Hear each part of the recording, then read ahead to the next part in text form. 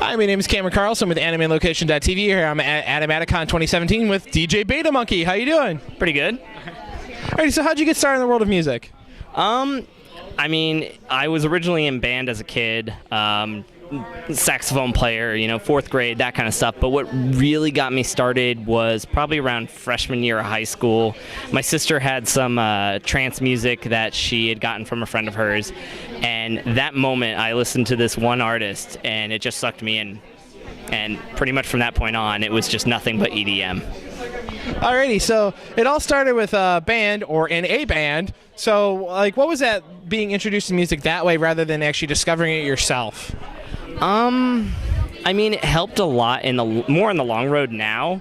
The biggest thing was understanding music from more of a theoretical standpoint, understanding structure of music, understanding how it's fit together, keys,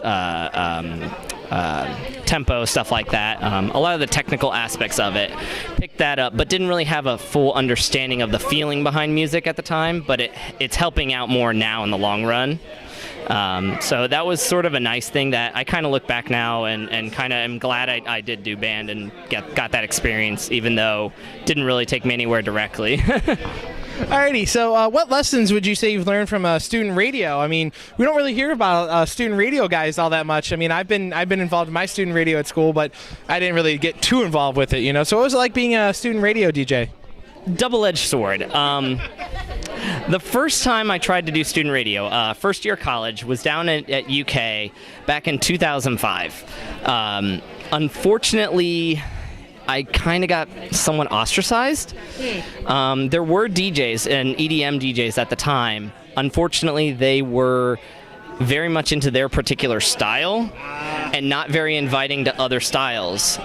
So I had a lot of European EDM styles, whereas a lot of what was going on in America was break beats and stuff like that. Happy hardcore. Well, happy hardcore, like that was my thing, and nobody wanted to give me a chance with that. And I was even into trance, but that was more of a Europe thing at the time. And over here, it was, like I said, breakbeat, still like a lot of that hip-hop influence in it, and house was still, the predominant. It wasn't the European we now know. Yeah, but after that first year, I kind of took some time off because I was dealing with, you know, personal life issues, figuring out where I was going with life, dropped out of college, that whole shebang. And I'd say probably about 5 or 6 years afterwards, I got back into DJing again, sort of actually started seriously considering it. And then towards the end of my college years at NKU, I actually started jumping back into student radio. And I actually had a weekly radio show, and it was actually a lot more positive. By then, I'd already figured out what I needed to know about EDM, so more at that point it was just more learning how to do other aspects related to music, like networking and that kind of stuff. All right, there were even dance crews that you were part of for this journey. How was that, being part of dance crews? That started around 4 years ago. I started getting into very basic rave styles, shuffling, Brisbane stomp, X-outing, very simple but repetitive dance styles. Things you can do at a rave that get you moving, and people are like, oh, this is really cool, but it's not terribly complicated. And then about, I'd say a year ago, maybe a year and a half ago, I started seriously looking into getting into dance a little bit more widespread. And then half a year ago is when things really started ramping up. Over the summer, I finished school, got up to Columbus, got a job, was all set, and I was like, all right, it's time to start focusing on the dance stuff that I've been wanting to get into. I got myself into the fur fandom around that time because furs are really big into dance, yes. And so I started getting hooked on the dancing with that. And next thing you know, I have a fur friend of mine who's like, hey, I'm part of a hip-hop crew.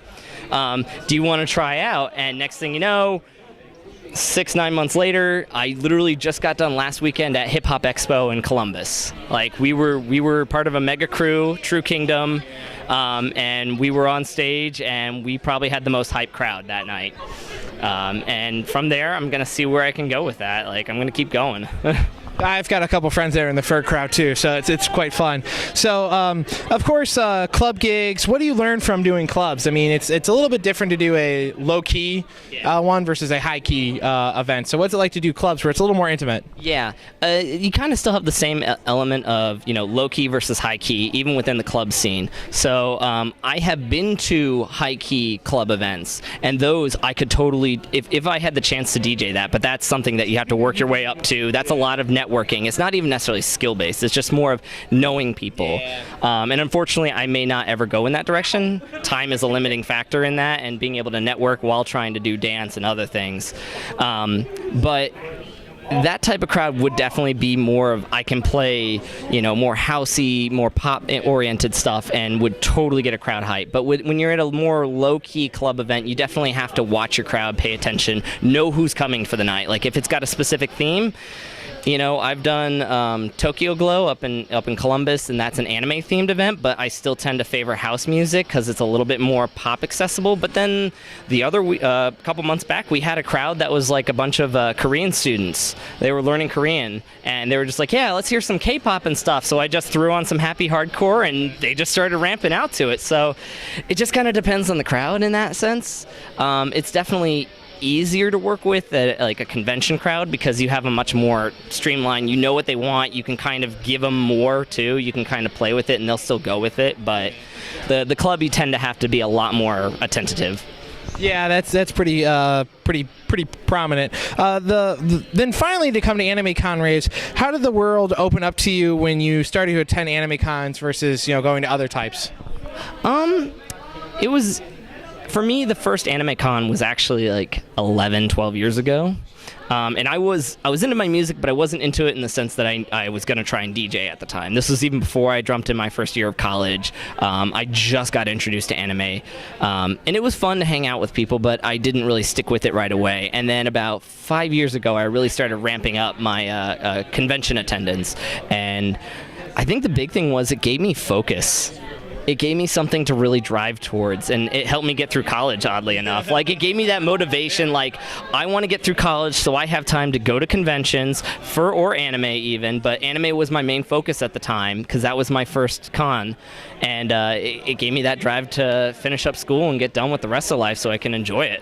Alrighty, and when fans are listening to you at a rave, what emotions or feelings do you want the crowd to give to you, feed off of you? Like, what are you really looking for? Like we said, we've talked about your different styles, but I mean, how do you try to really feed off of that so that you can then feed back into them?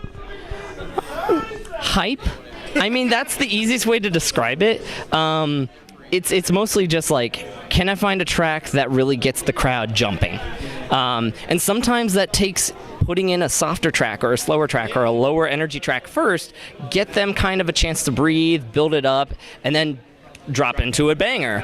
Next thing you know, crowd's jumping, you've got everything going. This actually happened to me at MatsuruCon 2 years ago, about a year and a half ago. I started off, it was honestly my first time with a gigantic crowd, probably about 500 people in the crowd by the time I went up, and they were pretty hyped for the first part of my set. I dropped that energy level down towards the middle of my set, and then it got to the end, and I cranked it into hardcore, and the moment I switched into it, just the crowd lit on fire, and by the time I finished my set, they were screaming for more because I kind of closed with a remix of Sesame Street, and anime nerds being anime nerds absolutely loved it. Alrighty, and now, are there any way for fans to keep up with you online, and a final message for all your wonderful fans? I typically post most of my stuff either on YouTube, SoundCloud, or Mixcloud. Mostly Mixcloud is my predominant one for DJing right now. And what do they go by? It's just pretty much under mixcloud.com/BetaMonkey. And then if you do YouTube, it's BetaMonkey, aka Obi, because that was my dancer name for a while. But a message? And a message, just love your music and keep dancing. Alrighty, man. Thanks so much for coming out and talking with us. Hope we can check you out tonight. Thank you so much. Thank you.